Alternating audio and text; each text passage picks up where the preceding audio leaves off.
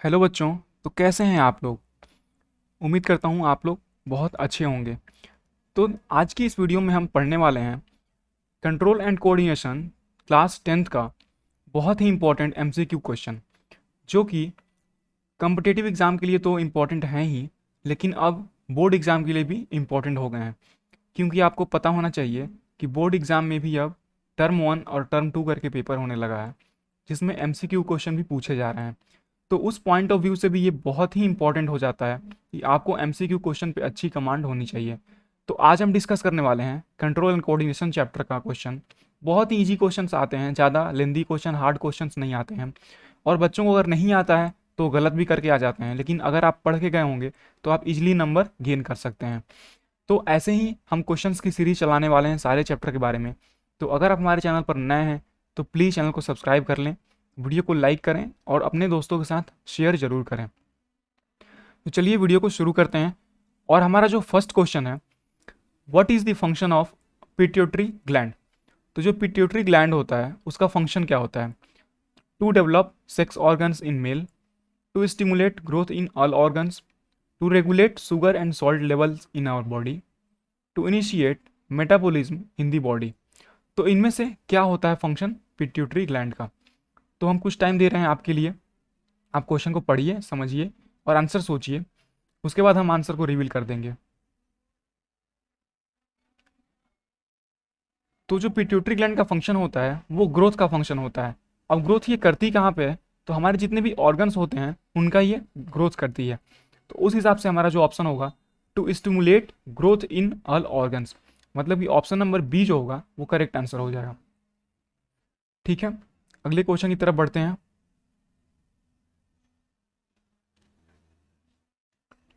तो हमारा जो नेक्स्ट क्वेश्चन है वो ये है, a female is suffering from an irregular menstrual cycle. The doctor prescribed her some hormonal tablet.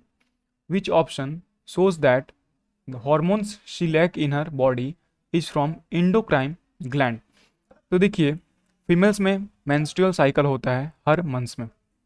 तो जो फीमेल है वो इरेगुलर, मतलब कि उनकी रेगुलर मेंस्ट्रुअल साइकिल नहीं आ रही है, इरेगुलर आ रही है, उनसे वो सफ़र कर रही हैं और डॉक्टर के पास जाती हैं और डॉक्टर उनको हार्मोनल टैबलेट देता है। तो आपको बताना है इन चार ऑप्शंस में से कि कौन सा वो जो हार्मोन्स की कमी है वो उनकी बॉडी में हो सकती है। ऑप्शन 1 है ऑस्ट्रोजन, ऑप्शन बी है टेस्टोस्टेरोन, ऑप्शन सी है एड्रीनालिन और ऑप्शन डी है थायरोक्सिन। तो जो इसका करेक्ट आंसर है वो हो जाएगा ऑस्ट्रोजन, मतलब कि ऑप्शन नंबर बी है, सॉरी ए है ऑप्शन नंबर। देखिए जो बी है वो क्या होता है, वो तो मेल सेक्स हार्मोन होता है, मेल सेक्स हार्मोन्स होता है, तो वो तो हो ही नहीं सकता है क्योंकि यहाँ पे फीमेल की बात हो रही है। तो ऐसे भी आप क्वेश्चन को एलिमिनेट ऑप्शन को कर सकते हैं और वहाँ से भी आप लगा सकते हैं कि हाँ क्या होगा, आंसर कैसे होगा। ठीक है, नेक्स्ट क्वेश्चन को देखते हैं और पढ़ते हैं, समझते हैं। यहाँ पे देखिए नेक्स्ट क्वेश्चन है,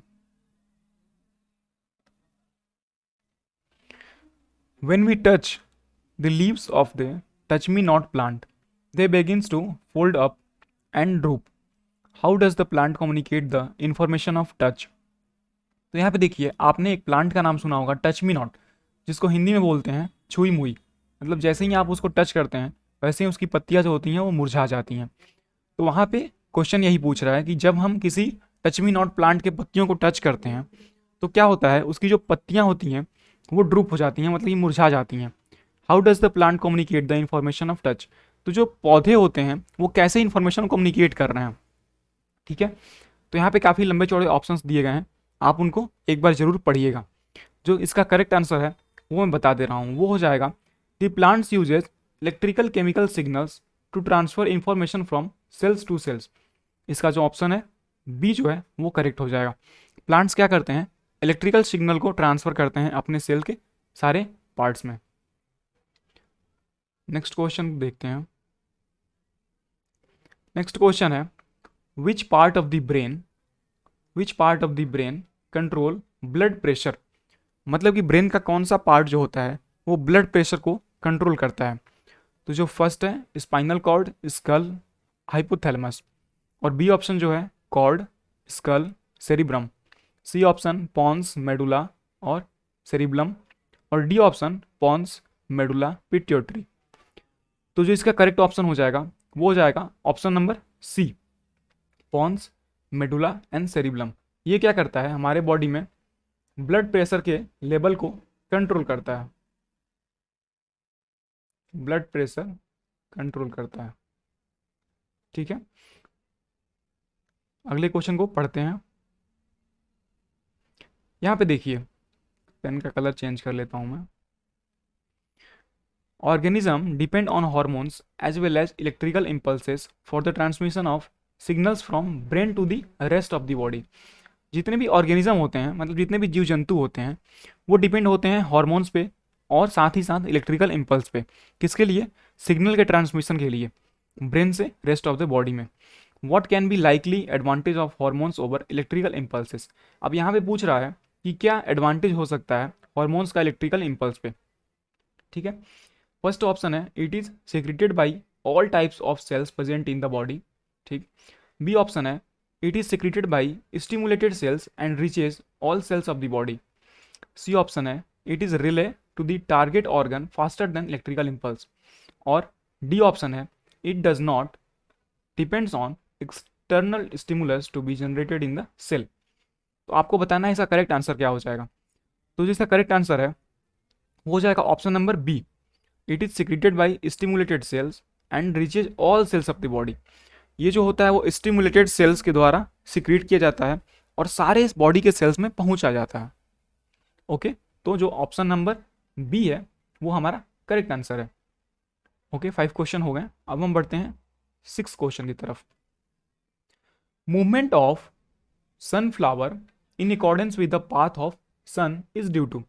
यहाँ पे देखिए, मूवमेंट मतलब जो सनफ्लावर होते हैं उनके जो फूल होते हैं उनका जो मूवमेंट होता है वो सन के पाथ के डायरेक्शन में हो जाता है।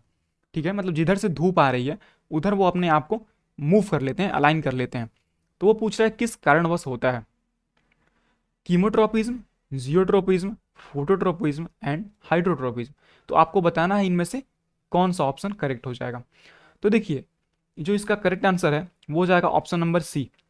अब देखिए, फोटोट्रोपिज्म, आपको नाम से क्लियर हो रहा होगा कि फोटो मतलब कहीं से लाइट की बात हो रही है। तो यहाँ पे जब सूर्य की लाइट आती है, सूर्य की जब रोशनी आती है तो उसी के डायरेक्शन में अलाइन कर लेता है, उसको बोलते हैं हम फोटोट्रोपिज्म। ठीक है, जियोट्रोपिज्म में क्या होता है, जब ग्रेविटी की तरफ कोई चीज़ें अलाइन हो जाती हैं, धरती की तरफ, नीचे की तरफ। और कीमोट्रोपिज्म केमिकल की तरफ, हाइड्रोट्रोपिज्म वाटर की तरफ। हाइड्रो मतलब क्या होता है, वाटर होता है। ठीक है, इतनी बात क्लियर है। अगर समझ में आ रहा हो तो चैनल को जरूर सब्सक्राइब करिएगा, वीडियो को लाइक करिएगा। और हमारा टेलीग्राम चैनल है ग्रुप में, आप उसको डिस्क्रिप्शन से जा करके ज्वाइन कर सकते हैं, वहाँ पे हम अपडेट्स आपको प्रोवाइड कराते रहते हैं। उसके बाद question number 7, which plant hormone promotes cell division. तो प्लांट्स का कौन सा वो हार्मोन्स होता है जो कि सेल डिवीजन को प्रोमोट्स करता है, जिसकी वजह से सेल डिवीजन होता है प्लांट्स में, वो आपको बताना है। Option number 1 auxin, gibberellin, cytokinin and abscisic acid. Okay, तो इसका जो करेक्ट आंसर हो जाएगा वो हो जाएगा ऑप्शन नंबर सी, साइटोकिनिन क्या होता है, प्रोमोट्स द सेल डिवीजन। ठीक है, next question, question number 8, the main function of the abscisic in the plant is.